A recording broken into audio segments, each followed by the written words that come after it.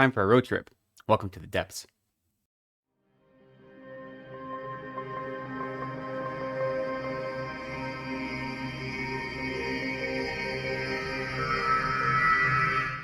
Welcome to Reading from the Depths. My name is Lecton. Thank you so much for joining me again today. Today I have a review for you of Memorials by Richard Chizmar, and I received a copy of this in exchange for a fair review. This is being released in late October by Gallery Books. This story is a really interesting combination where it takes a road trip story and it combines it with folk horror in a way that is novel and fun to read. The story is set in 1983, and the main plot is that we have a trio of college students who, during their spring break, they are working on a project for their American Studies class where they are going to take a road trip and they're going to document roadside memorials. So memorials that have popped up in memory of people who have died in car accidents. And their plan is to go through and document these memorials, taking photographs, doing video, doing interviews, and eventually make a documentary about the place of the roadside memorial in the American kind of cultural landscape.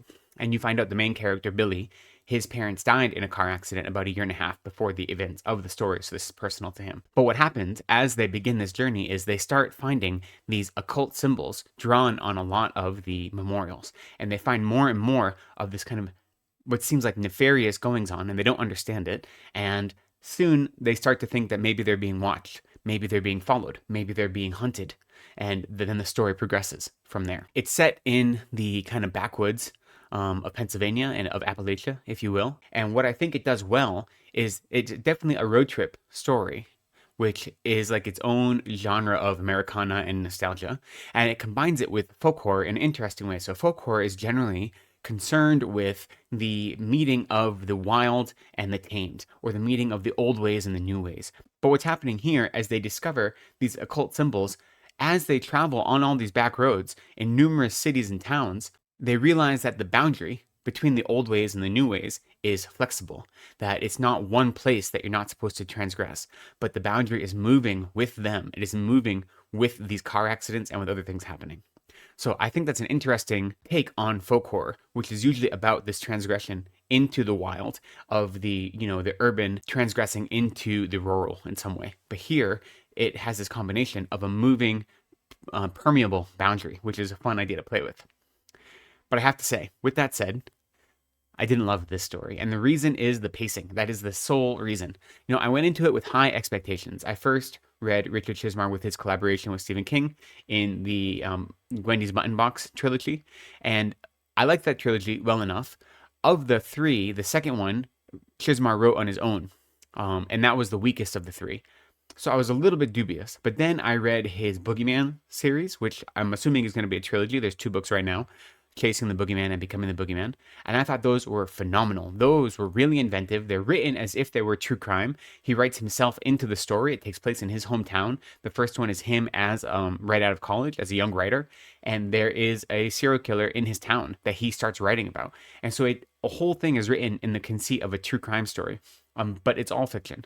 And I thought it was beautifully done. Both of those, the pacing was good, the characters were good, the world, everything. I was really enamored by both of those. I had a lot of fun with them. So I was excited to go into this one. And the truth is, this one, the idea is really good. The characters are great. We have these trio of main characters that are going on this journey together, and they feel genuine. They feel real. They all have kind of complicated pasts. 2 of them are people of color. One of them is Puerto Rican ancestry, and another one's Black. And that comes up again and again. As points of contest as they're in these small backwards towns of 1983. So the characters themselves are good. They're interesting. They're fine. The dialogue and the writing is strong. The dialogue is a little bit juvenile at times, but it might be appropriate for, 18, 19-year-olds. Sometimes it feels a little bit juvenile, but that's okay. It feels genuine still. The characters feel well-rounded. You want to spend time with them. You enjoy going on this journey with them. But that's the problem, is that this journey just takes so long, It feels really drawn out. In his afterword, Chizmar mentions this is the longest book he's written, and it clocks in at almost 500 pages. And to be honest, 75 to 100 pages could be chopped out, and it would be so much better. It would be tighter. It would be faster. The pacing is what really got me. You don't get any kind of spooky thing happening until about 40% of the way through the book. So the whole beginning of the book is trying to set the scene and set the context. But that happens as you are in the van with these guys traveling. You don't need to spend that much time setting it up. It feels really drawn out, and the pacing is just languid in ways that it lulls you, and it didn't keep me excited, which is what I wanted it to do. Like I said, the three primary characters I thought were strong, they're interesting. There are a number of ancillary characters, such as his aunt, such as a few other people, who are also really interesting. They have enough development to not feel like simple cardboard cutouts, and they add flavor to the story, so I like that. The writing itself, like I said, the writing itself is good. There's nothing wrong with the writing. The whole thing is written in a first-person narration, and it's written as a memory, so you know this has already happened. And he tries to insert some foreboding right from the very beginning. So the first line of the book is something along the lines of, I should have known that these were bad omens right from the start, or something like that. So you know that A, he has survived whatever is going to happen, and B, bad things happened. From there on, it's written from his first person perspective. So that's the only sense of foreboding at the beginning. And a few lines here and there in that first part, just saying, I should have known better, or, you know, if only we knew this then, those kind of lines, which is very much showing the influence of Stephen King, right? Having the narrator step out and make these meta commentary. But usually in Stephen King, there's a third person narrator doing it, not a first person narrator. So it feels a little bit, you know, shoehorned in. But that's the only way he creates tension in the first part. However, I enjoy that first person narration. It does feel intimate. It makes you feel connected to Billy, the main character. It makes you kind of resonate with his emotional struggles and with what he's going through, still grieving the loss of his parents, and the idea that this like project for school can somehow work to help him overcome his trauma and his grief. So that is an interesting idea to explore, and the writing does a good job of that. Every once in a while, the first person narration is broken up with transcriptions of some of the shots of the video that they're taking. And I'm not quite sure the effectiveness of this. You know, it's set up with this like omniscient royal we is the way they explain it. So whenever they go into one of these excerpts, it'll say like the timestamp of the video, and then like we see a young man enter the frame. His clothing is disheveled. He seems confused, and so on. The reason I'm not sure if it was effective is because it doesn't give us any information we don't already know. It's just following the narrative of what's already going on. So it's not like it's giving us something extraneous to what we'd learned from Billy's point of view. I suppose it's nice, and it does break up the writing a little bit. It gives you a little bit of a breather, a little bit of a moment of pause. But if you're going to introduce like a non-normative like narration style, it's good to have it add something. So my first thought is in Stephen Graham Jones' The Angel of Indian Lake, the final book in his Indian Lake trilogy that came out earlier this year. The main character in that story is a woman named Jade, and it's all told from her perspective. But in every chapter, there is, at the beginning of every chapter, or at the end, I don't remember, there is like a private eye group that's doing investigation on her. And these are like the reports of their investigation. And in those, you see a side of the main character that she doesn't tell you about herself. So the point of having those is you realize you can't trust the main character's understanding or position of what's going on, because the way she acts and the way she appears from the outside in is not the way you understand her from her first person narration. So there's a reason to add this extra element. And here in Memorials, I don't feel that. It just feels like it's continuing the narrative in a simple forward momentum, and it doesn't add something new that you couldn't get just by having Billy continue to narrate. However, it's not distracting. It is a nice change of pace. It does break up the narration a little bit. So I did enjoy it as part of the writing. I just thought it had a lot of potential and it could have done more. I think the other thing that made this story a little bit less compelling for me is that it's hard to get a sense of the world. And what I mean by that is it is kind of dripping in this like folksy nostalgia, which I think is another influence from King. It is set in 1983, but aside from like certain music being played on the radio, you don't have a really strong sense of place. And part of that is because it's a road trip, so you're moving from one town to another. All of these small towns set in Appalachia in rural Pennsylvania are kind of glossed over as the same kind of backwards small towns. So you don't get like an independent sense of place for any one of these places. You do get more detailing description about his hometown when they visit that, but the problem is that doesn't come until, 2/3 of the way through the book. They visit it once and then they come back there again. And the second time they visit it, they spend much more time detailing what his memories were like when he was in high school and when he was a kid and all of these things. And they really give it some flavor at that point in the story. But at that point, that's no longer the locus of the story. The story's been moving around everywhere. So getting a real sense of place is a little bit difficult. It's more about following these characters on their journey. And the journey they're going on is one that's kind of a blank slate almost. So it's just, your stereotypical small town in Appalachia, for better or worse. It is definitely hard when you have a road trip story. So the characters are moving through different locations to make it feel something, to have the scene set and the world built in a real meaningful way because you're constantly moving. So I recognize that is a difficult task. I just felt it could have been done a little bit better, and that Chizmar alludes to it. He doesn't quite sink his teeth into the feeling of what it must be like. Everything is too kind of generic, small town, creepy vibes, maybe a little backwards, and so forth. So the story itself is interesting. What happens when potentially this outside force is commandeering the memorials of loved ones for some nefarious reason? We don't know what it is. And I think that is an interesting idea to explore. What does it mean to own grief? What does it mean to experience collective grief? And that's kind of the whole project that these kids are going on, is what does it mean to celebrate life and explore grief in a communal way by setting up these shrines on the side of the road. And Chizmar himself is exploring this idea. Who gets ownership of this grief? And is it okay for an outsider to be part of that grief? Even documenting it, is that acceptable? And what happens when that grief is commandeered by an outside force for their own personal reasons, whether it be political or otherwise? So that, I think, is an interesting idea to play with, and it's something really important to ask. Who owns your grief?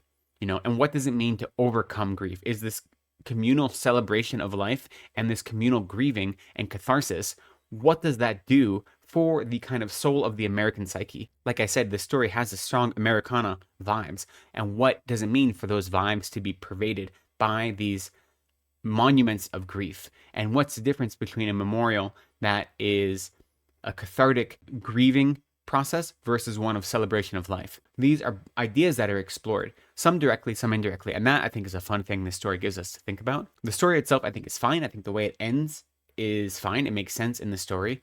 I do think that the way they come about some of the information is a little bit contrived.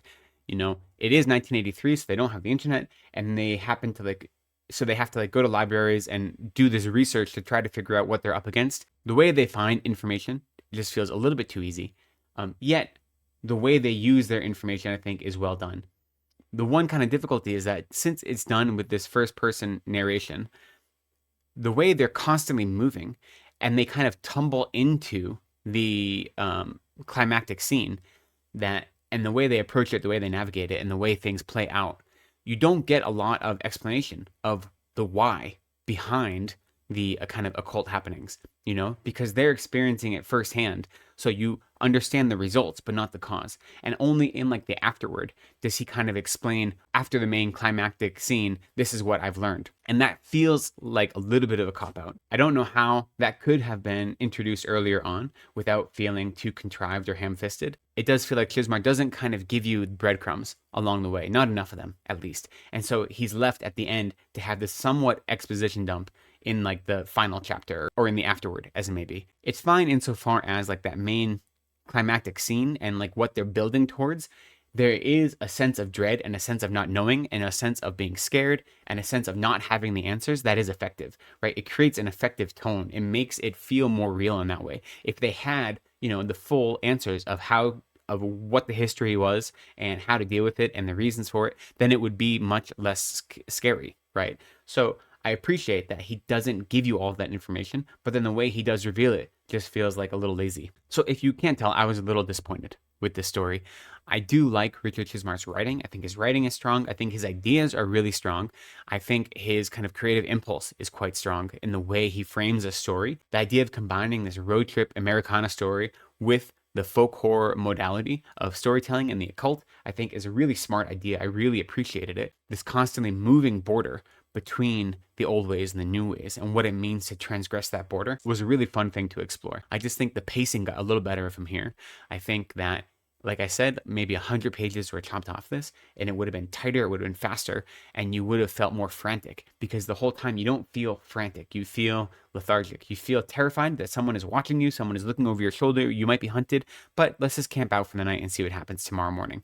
We'll play it by ear, So that's the sense. There's no constant urgency. And I wanted the characters to always feel, once they start getting these creepy vibes, to always feel like they're on their back foot, to never feel like they have any leeway, any breathing room.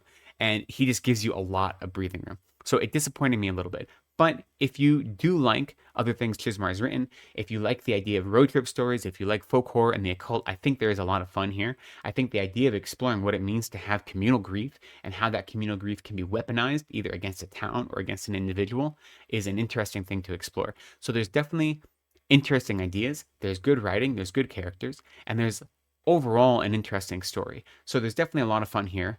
And I do recommend it if those things sound interesting to you. If you like something that's quick paced, if you like something that keeps you on the edge of your seat, then maybe stay away from this one because it is a little slower in that regard. So if you know what you're getting into and you are prepared that it's not this kind of rapid paced story, then I think it's a lot of fun. I can recommend it in those regards. And I do definitely look forward to seeing what else Richard Chizmar writes, because other things I've read from him so far, especially the Boogeyman series, but some of his short stories as well, and his work with King, I've enjoyed it quite a lot. It's shown that he's inventive, he's exciting. I think he is really taking up the mantle of what it means to write American kind of folk gothic horror and mixing it with these contemporary ideas of horror that are interesting and fun, and I look forward to seeing what else he can produce. But let me know down in the comments, have you read anything else by Richard Chizmar, whether the books that he collaborated with Stephen King or his Boogeyman series? I'd love to hear your thoughts about him and his writing, and if you've had a chance to read Memorials, what you think of this book as well. Let me know down in the comments. I'd love to talk about it. But for now, I'll say thank you for joining me yet again. I appreciate you.